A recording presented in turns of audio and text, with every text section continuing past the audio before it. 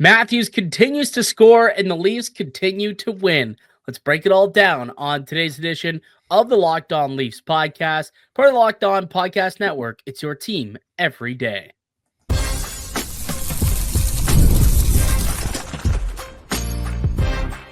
Your Locked On Maple Leafs, your daily podcast on the Toronto Maple Leafs. Part of the Locked On Podcast Network. Your team every day.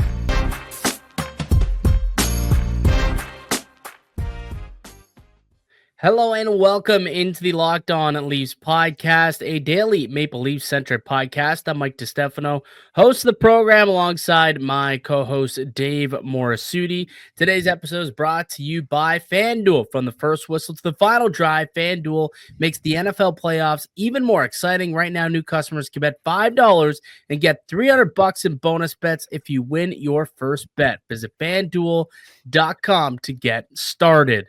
Maple Leafs beat the Lightning 5-3 for their third win in a row, Dave.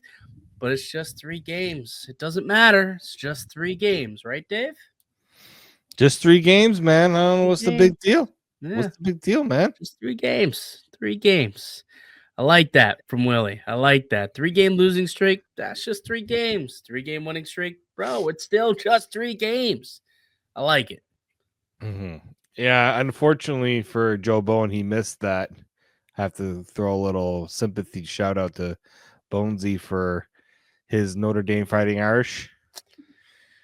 Yes. Sorry to the Bonesy, the Fighting Irish, Notre Dame. They got absolutely dummied against the Ohio State Buckeyes. So congratulations to the Buckeyes and Buckeye Nation for winning themselves a national championship. And you know who the big rivalry of the Buckeyes is every year, Dave, in football? Michigan. The Michigan Wolverines. Auston Matthews attempted the Michigan tonight. Oh, how awesome was that? How was that for a transition, pal? What a transition. You took us on a journey there, but man, I was asking someone because I have a buddy who's usually got a good eye for remembering things like this. Trying to figure out the last time Matthews did a Michigan attempt because he's done them before. Yeah, I remember being in the building for one that he tried a couple of years ago, but he didn't get it up. He wasn't able to really get it up and get the shot on net. This was the closest he had ever come. Like, credit to Jonas Johansson for getting big and making the stop in the corner because he had the angle right to score, right? Got it up under the bar, but the goaltender was there and got the shoulder in the way. But he had time, he had space, and he got it off pretty quickly, pretty seamlessly. It's only a matter of time before he does score one. And that's the thing. Like, you can't do it all the time because I think goaltenders are more aware of that it could be coming now. Like, Johansson picked up on it pretty easily, and he got up and he made the stop. But yeah, it's been a while since he's given it a go, and that's certainly the closest that he's ever gotten to, being successful. But hey, I like it because it means that he's playing with a clear head. He's having fun, which is not something that he was doing, a month or 2 ago, right? Like, Auston Matthews scores again tonight, got an assist, on the first Knies goal. You got the Michigan. Like, Auston Matthews might be back, Dave. He might be back. He's looking a heck of a lot healthier than he did a month ago. He is, and even like when you look at how he's scoring the goals, right? Before, he wasn't really taking those shots from out back, right? He was getting a little bit tighter. He wasn't ripping it like he has in the last few games, right? You got the shorthanded goal against Montreal. He just one-timer gets it through. Tonight, it was goalie's got to guess where that shot's going, and that's when Auston Matthews is at his peak right now, because when he's shooting, the goalie has no idea where it's going. Off the rush. They're starting to get some offense off the rush. And when the Leafs are getting offense that way, they are tough to stop. So that's kind of been a big difference over the course of the last few games, I would say. And definitely Auston Matthews. Even the goal was a couple of games ago where it went right under the bar. A couple of games back against who did they play on Thursday? Now I'm blanking. Where they played on New Jersey.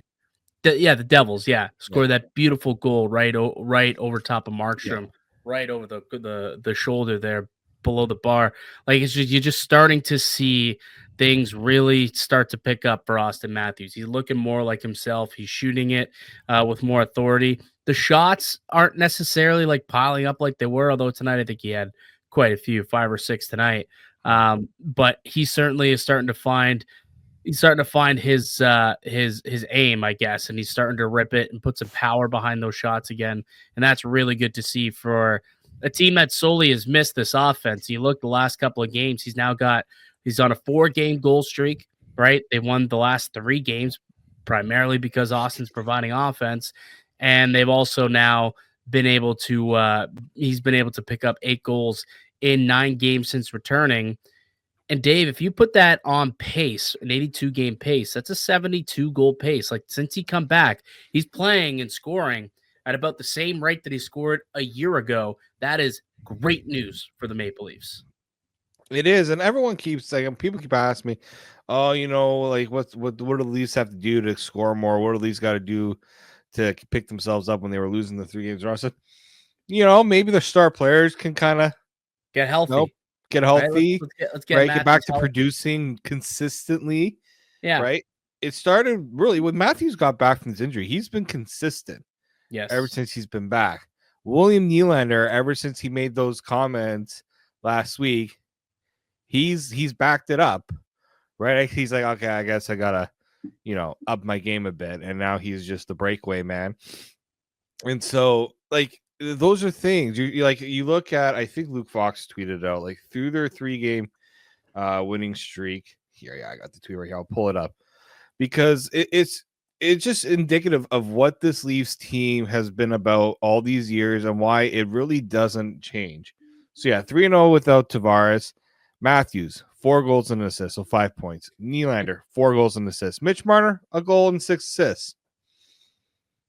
Think it's kind of indicative of where this team has truly needed their stars to play. And I even think Craig Berube said it after the game, right? It's our stars that are going to be pushing us through this. Yeah. I mean, that's hockey, man. Every like team. every team when they're at their best, when they're winning, when they're streaking, usually it's because their best players are going off, right? When Edmonton rolls out 6-7 wins in a row, good chance you got both Leon Draisaitl and Connor McDavid up near the scoring lead after throughout that stretch. So that's been really good to see, obviously. And that line I thought was incredible of Matthews, Nyes, and Marner. I thought they played extremely well connected. The chemistry is there. Just those innate little touch passes seem to be really working right now. So I thought that that line it seems to continue to get better and better as they go, and it's really nice to see because then you got Willie, who's finally getting his swagger back. Went 1 goal in a 11-game span prior to this 3-game goal streak, and now all of a sudden he's got his swagger back, he's got his confidence back again, and he seems to be getting a breakaway each and every game, and he's burying those breakaways again tonight. Buries a breakaway and scores a goal for the Maple Leafs. So it's I don't know. It's starting to look a little bit more like I don't want to say Sheldon Keefe's Leafs with the way that they're scoring, but looks maybe like Berube is pulling the reins back a little bit. I was listening actually to this morning. Berube was speaking prior to the game after the morning skate, and he was saying how he's in constant communication with William Nylander. Like they're always talking to each other, and he's trying to figure him out and trying to see what he's all about and listening and maybe trying to figure out how can we play your game and my game and get the best out of you. And I'm sure that's pretty much working for the whole team, including Matthews and Marner. And I think what you saw happen tonight kind of was that, right? You see these guys playing well defensively, but then they also get those opportunities to make sure that they can get those rush chances, get those offensive opportunities, and then they have freedom and they've been able to bury and they're getting shots to drop right now after being snake bitten for, a few weeks there between Nylander and then, Matthews out with the injuries. So it's really good to see. And at least they're scoring now at a much better pace. They got a power play goal. In this economy, whoa, Maple Leafs score on the power play. You never see that these days. A pretty solid win overall against the Tampa Bay Lightning, I would say. Why don't we come back, get to the 3 stars of the game, and put a bow on it? And then I want to get your thoughts on what's going on with Morgan Rielly as well, because his role seems to be diminishing a little bit here. I want to get your thoughts on that. So we'll get to that, the 3 stars, and then Connor McDavid suspended. Dave, did the league get it right? We'll get to that also next on the Locked On Leafs podcast, part of Locked On Podcast Network. It's your team every day. Today's episode is brought to you by FanDuel. From the first whistle to the final drive, FanDuel makes the NFL playoffs even more exciting. Right now, new customers can bet $5 to get $300 in bonus bets if you win your first bet. That's $300 to keep the action going. The FanDuel app is easy to navigate, and the variety of bets keeps every game exciting. Plus, when you win, you get paid instantly. No waiting around for your winnings, whether you're betting on your favorite team or just looking to add some extra excitement to the playoffs. FanDuel has you covered. Just visit FanDuel.com to join today to get started with $300 in bonus bets. That's FanDuel.com. Make this playoff season unforgettable with FanDuel, an official sportsbook partner of the Locked On Network. The Locked On Leafs podcast continues. Mike DiStefano, Dave Morassutti with you as we are each and every weekday, Monday through Friday, free and available wherever you get a podcast and also up on YouTube. We're chatting Maple Leafs all day, every day here in the Locked On Leafs podcast. And the Maple Leafs with a 5-3 win over the Tampa Bay Lightning. They've now won all 3 meetings against Tampa Bay this year, seem to have their number. And as we do on each and every Maple Leafs victory pod, we go through our 3 stars of the game. So, Dave, who is your first star from tonight's win? Well, I got to give it. It's hard to give it to one player on the top line, so I'm just going to give it to the top line. I had the exact same one. We both decided to cheat a little. Love to cheat. Well, they didn't cheat tonight. They played the right way. Whoa. Context. Keep it going. Okay. Like they were all over the score sheet tonight. Obviously, we haven't talked about Matthew Knies getting 2 goals in this game, and like absolutely beasting on those 2 goals that he scored tonight. They're on the ice. Obviously, when they were on the ice 5-on-5, they had 4 high danger chances, and they allowed just 1 at 5-on-5 all game. I've had my thoughts on this on the Matthews and Marner combination this season. This is a game that shows that it can work. It should continue if they play this way, because we had the whole thing with Carolina a few weeks ago where they were -6 and everyone was calling for the marriage to end. Well, looks like after a little bit of time, it's a little bit of reconcile, right? That now we're not really hearing those calls anymore. And that's because they're leading the charge and then they're doing it at both ends of the ice. And I think that's what's important about what we're seeing from the top line. It's not just the offensive production. It's they haven't been a liability defensively. Yeah, over the last couple of games, they've definitely played well on both ends of the ice. But you look at those 3 players, Matthews, Marner, and Matthew Knies, they all combined for 8 points on the night. 2 goals out of Knies, a goal from Matthews. Marner gets the empty netter. And so they're just providing offense left, right, and center. But they just, like I was saying before, they just seem very well connected. And the connectivity is so important when you're trying to establish cohesiveness, going through the neutral zone with speed. You're trying to keep things going, keep things, fluid. And they seem to be on the same wavelength all the time. And, they are able to make those quick touch passes with each other that, set up both the Matthews goal and the first Knies goal. Like both of those are just quick little plays that both of those, that all 3 players are making to combine for those plays, for those goals. And it's really, really something to see. So yeah, that top line for me definitely was the first star. Your second star, Dave. I got to give it for Willie tonight. Yep. It's like every goal he scored the last few games have all just looked identical. How are teams just not telling the defensemen, if you see the puck on Nylander's stick, start retreating. Yeah. Don't even second. Just go back because he's just gonna take off.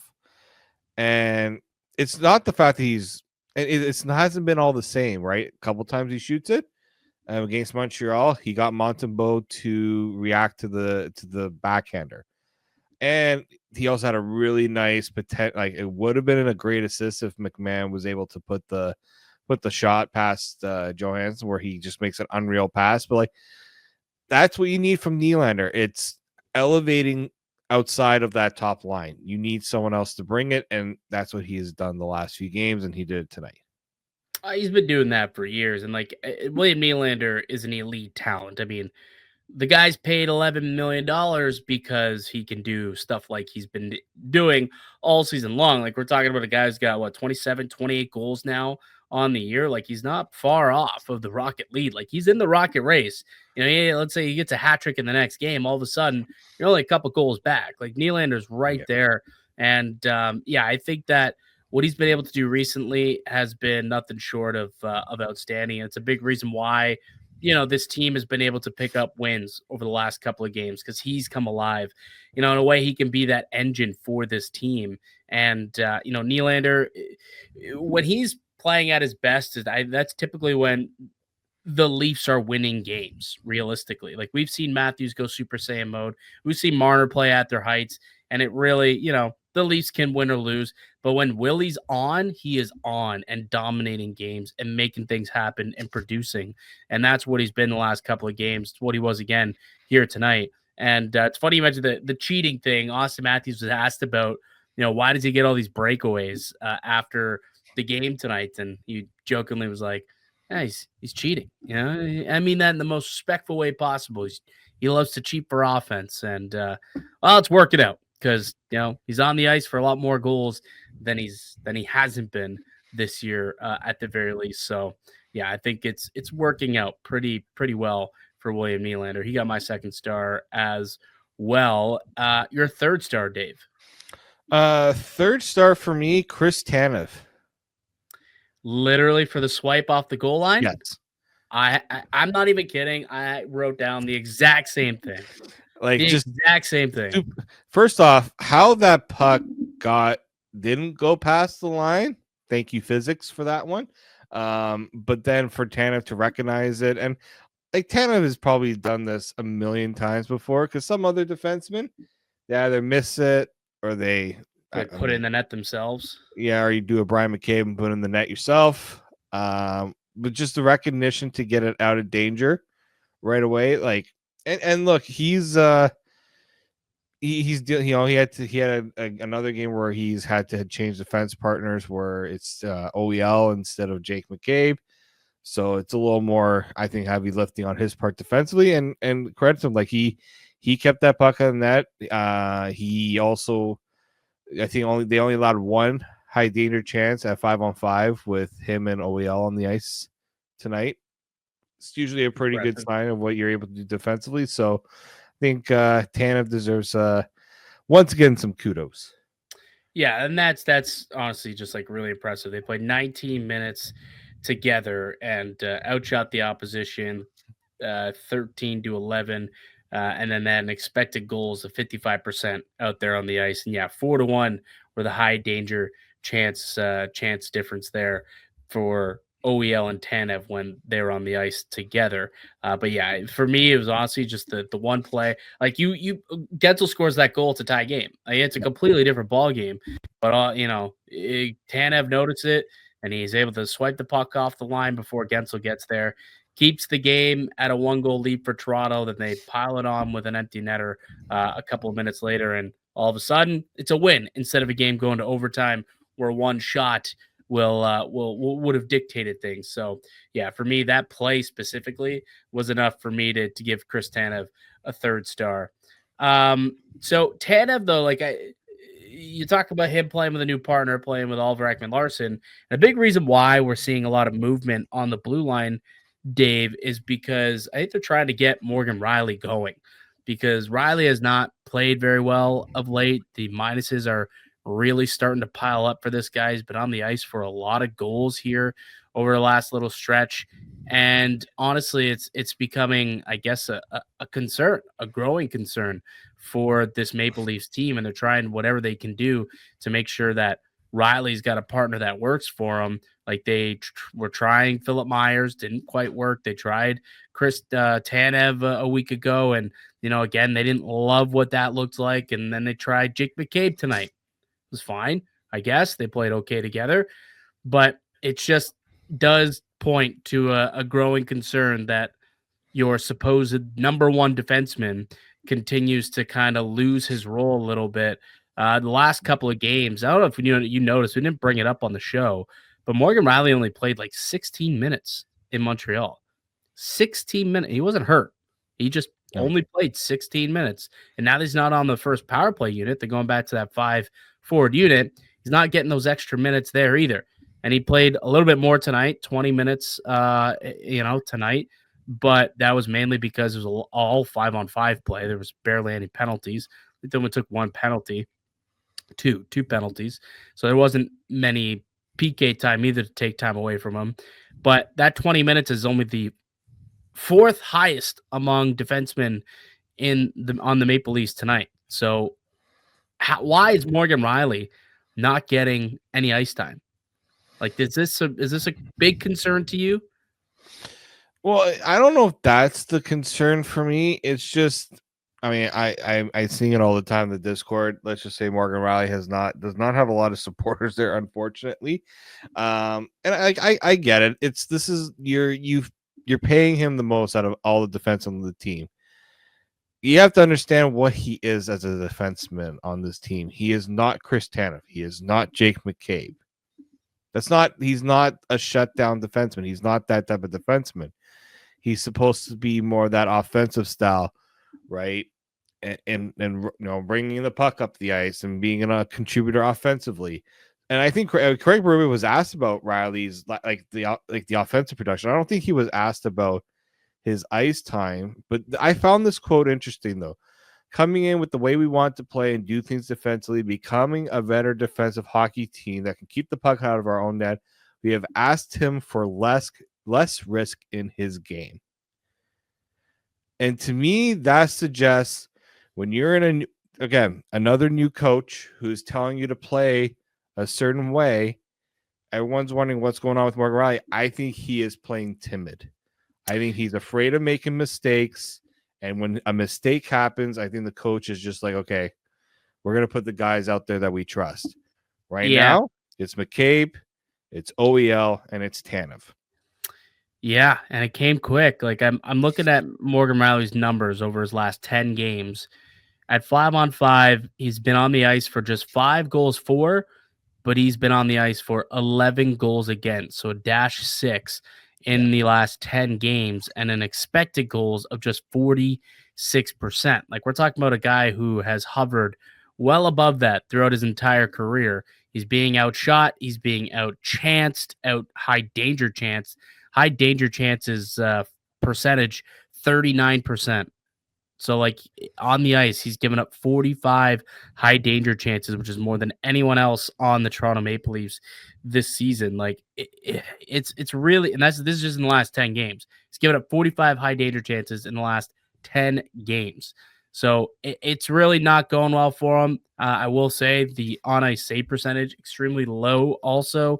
There's an .865, so a little unlucky there. The PDO numbers are rather low, but still he's given up a lot, and he's been on the ice for a lot, and it's definitely impacting between the years. And, it was just kind of notable in Montreal that he only played 16 minutes, and he was healthy. And then again, he was fourth on the Maple Leafs in ice time for defensemen tonight. So not trusted a whole lot. You're not playing on either special teams unit a whole bunch. It's kind of tough right now being Morgan Rielly and being a supporter, and he's not factoring in much offensively either.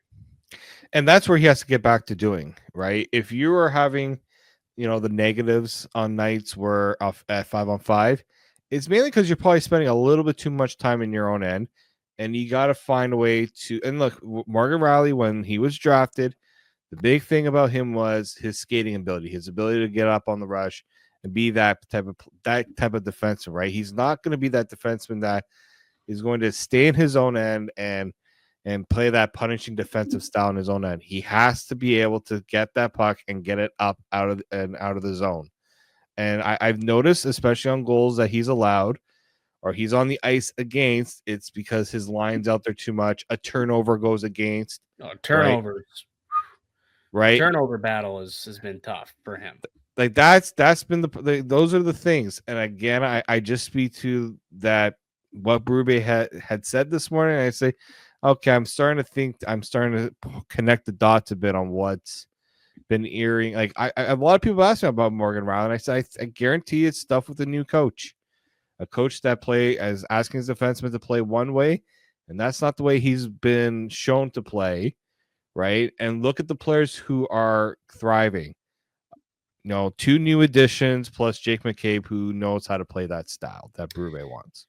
Yeah, and there's actually a piece in The Athletic that Jonas Siegel wrote today that kind of touched on it. Apparently, he spoke with Morgan Rielly about, the early season inconsistencies, and that's exactly what he attributed it to, just trying to learn the new system and trying to be a little more structured, where he had a little bit more, he was a little bit more of a roamer under Sheldon Keefe to, freedom, I guess, to jump up into the offense. And now that's not the case. And, when you have to overthink things, when, your natural ability is to try and jump up into offense, but instead, the new coach wants you to stick around and play a system. Sometimes you start to make mistakes and it's, you get in your own brain and bad things happen. That's kind of where, he's been at the last couple of games. And we're talking about the giveaway takeaway ratio for Morgan Rielly over the last 10 games. He's had 8 giveaways at 5-on-5, 0 takeaways at 5-on-5. So he's not taking pucks off anybody in the defensive end to kill plays.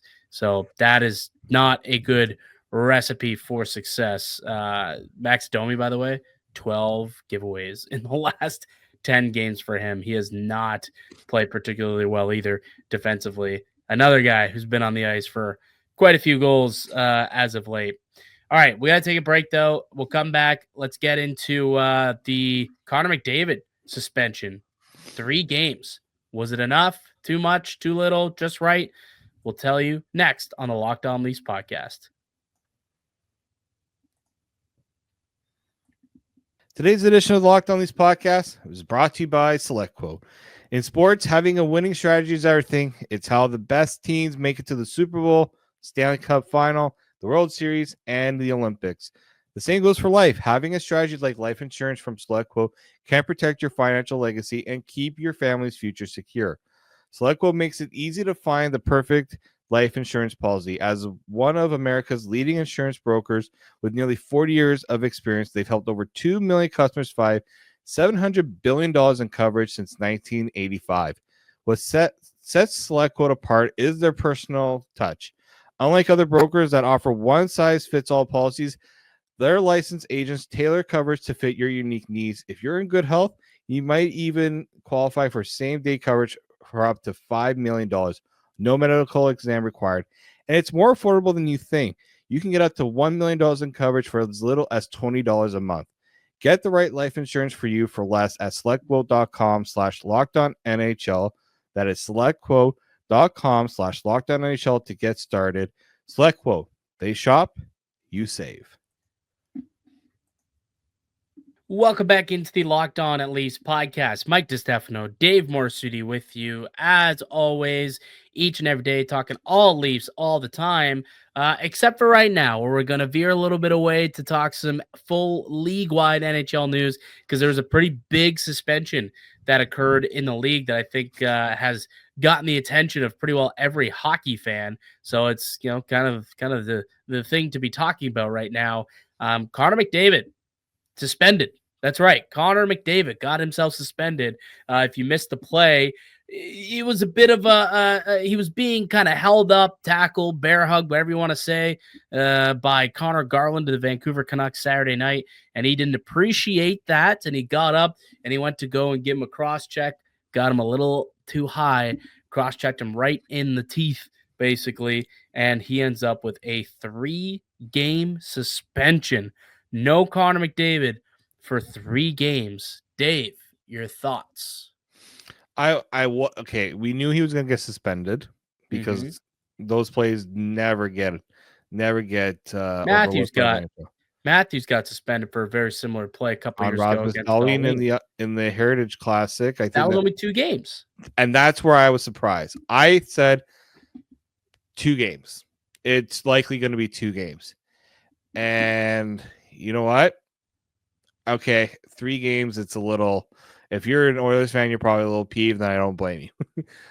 But it wasn't just him that got 3 games. Tyler Myers, who was also involved in the shenanigans and did literally the exact same thing to Evan Bouchard, got 3 games. So, hey, the NHL is consistent. Just in that one situation, it was like, well, if we're gonna give one guy 3, we got to give the other guy 3. But yeah, I'm surprised it was 3. If it was like if Garland got hurt, then yeah, I can maybe see why 3 would be a little more necessary. I thought 2 would have been fine, but it speaks to a whole other conversation with Connor McDavid other than just the suspension itself. Well, if you want to look at a glass half full, are you looking at the glass half full conversation where it's, hey, at least this guy showed a little piss and vinegar on some people? Is that where you're going with that? Well, it's, you know what? If somebody is going to do that to you, take matters into your own hands and protect yourself. You would never see Mitch Marner do this. No. William Nylander is not going to do this. No. I don't maybe if someone pissed Matthews off enough, perhaps he would do this. Well, he did do it that one time. Early in his career, Matthews would not do this. I think a little more now, he's more willing to push the envelope for himself. Yeah, a little bit. But yeah, McDavid, he's a different cat though. We know that he's a different cat. I don't know, although he got suspended, that's obviously going to hurt the Oilers. He's not going to be able to play for 3 games. But are you trying to say that hey, you got to take the good with the bad? At least he's showing heart and fight. And hey, you can't mess with me because I'll make you pay. You want to bear hug me, hold me like this, boom, you're going to get it right in the mouth. Well, I would have preferred if he had just dropped the stick and not almost similar to what Morgan Rielly did when he got suspended. Maybe just don't put. And he got 5 games by the way, he got 5 for that, which is also ridiculous. But anyways, yeah, that one was a little more egregious in my opinion. I think it was just the emotion of the situation of what the situation led to. But I look at this as, you know what, Corey Perry was asked about this today, and he spoke brilliantly on this. He says you have to protect yourself because if you don't, you're just going to keep getting the bleep kicked out of you. Yeah. They're just going to keep coming. That is what it comes down to. So essentially he's saying if McDavid doesn't do this, players are going to well, the NHL is not going to stop me from doing it. Right? That should have been a penalty. It could have been stopped with a penalty. You call a penalty on the play, McDavid probably doesn't decide to do what he did. But you know what? I think for McDavid, it's just let it out. Now, this is also the second incident he's had this week where he had that elbow against the Wild that didn't get called, and some felt that was a little bit of a favoritism show from the NHL. Maybe the NHL is just oh yeah, you think we're favoring Connor McDavid? Tack on the extra game for that one that you missed. Clearly, the little slap on the wrist didn't help. Yeah. So a lot of people talk about how many penalties McDavid draws. This guy, when he's majority of his career was tops in the NHL in penalties drawn.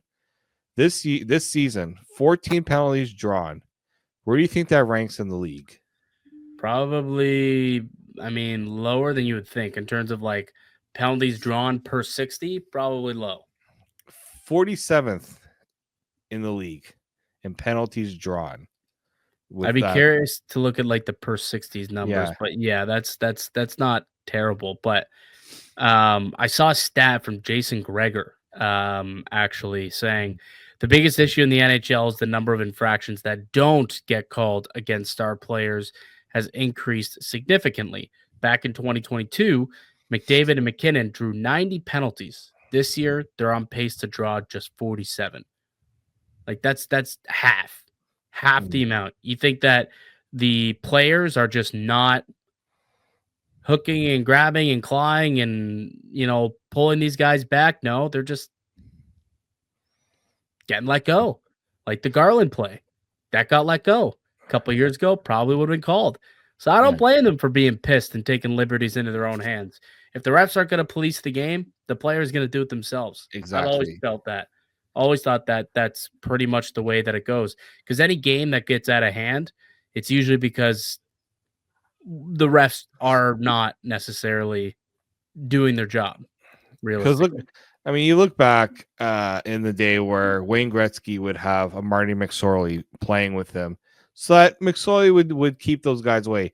But in today's NHL, you can't. It just doesn't work like that. You don't have guys like that, right? Maybe if Evander Kane was around, maybe he would have stepped in that situation for McDavid. But like Corey Perry's been known to.